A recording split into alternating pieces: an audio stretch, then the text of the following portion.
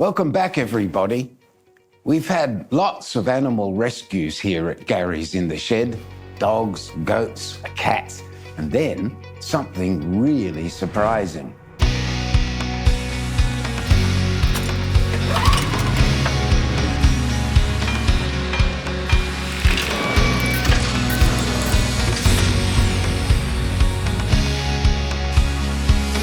Here on the farm, we have a great affection for all the animals here, and almost all of them have been rescued in one way or another.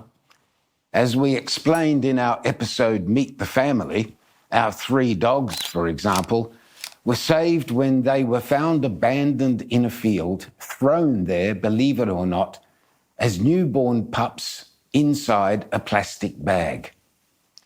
And we had another rescue on our hands right in the middle of the olive harvest when Angelo found a tiny kitten in the trunk of one of the carob trees.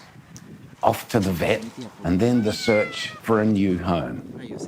The kitten, who's been named Chicho, is living with Angelo and his wife Pamela along with their 7 other cats.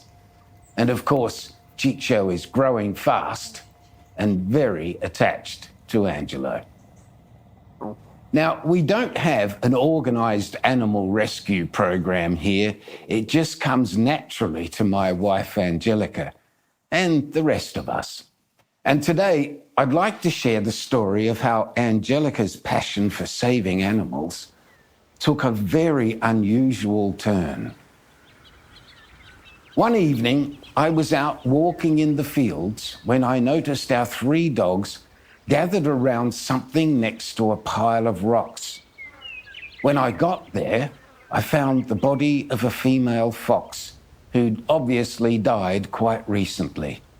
Not showing any injuries, so not the victim of any kind of attack. Thankfully, the 3 dogs lost interest in what they'd found and wandered away. I say thankfully because they'd missed something. Behind the mother were 3 tiny fox cubs, looking very weak and in distress, trying to cuddle closely to the mother. It was very sad.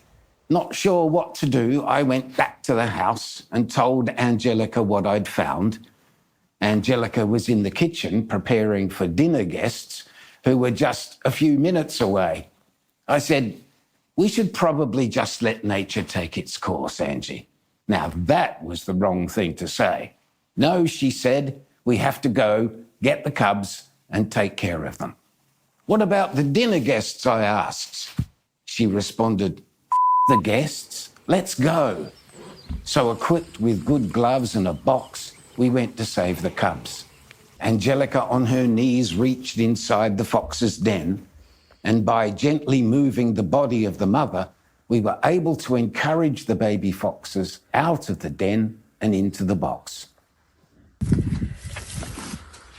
1, 2. How do you know There's 3. I saw 3. Oh, sweet. If I take her out, maybe they'll come out, huh? Oh, they are tiny. Let's do that. We're going to have to move now. So we understand what happened to her. No, poor baby.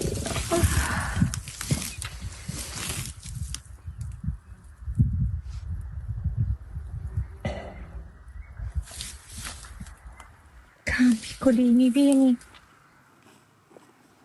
We took them back to the shed and it was clear the cubs were dehydrated and seriously in trouble. Ciao, piccoli. Ciao, piccoli. So with a bit of water and then goat's milk, we were able to make them a little more comfortable in their temporary home in the shed. We took pictures to share with whatever professional help we could find.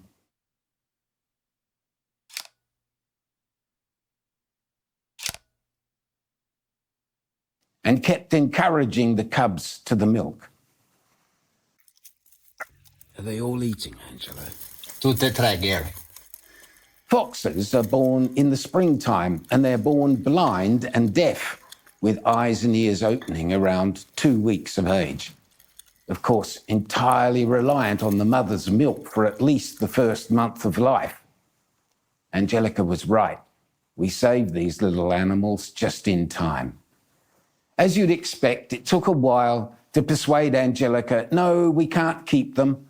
And so we contacted the Animal Rescue Service the following day to take them away and provide proper care. As the 3 cubs set off for the rescue service, of course, saying goodbye wasn't easy. Buon viaggio, piccolini. Buona vita. Vi abbiamo salvato adesso. After veterinary treatment and a bit more hand feeding, the 3 cubs were eventually released back into the wild. Buona fortuna. Now, not everybody loves the foxes around here. Certainly the farmers don't appreciate raids on their chickens and their newborn calves. We have a lot of foxes on our property, and our dogs love chasing them. But I'm happy to say the dogs are rarely successful in catching them. The foxes are quicker, and I think probably a lot smarter. It's all just part of life on the farm.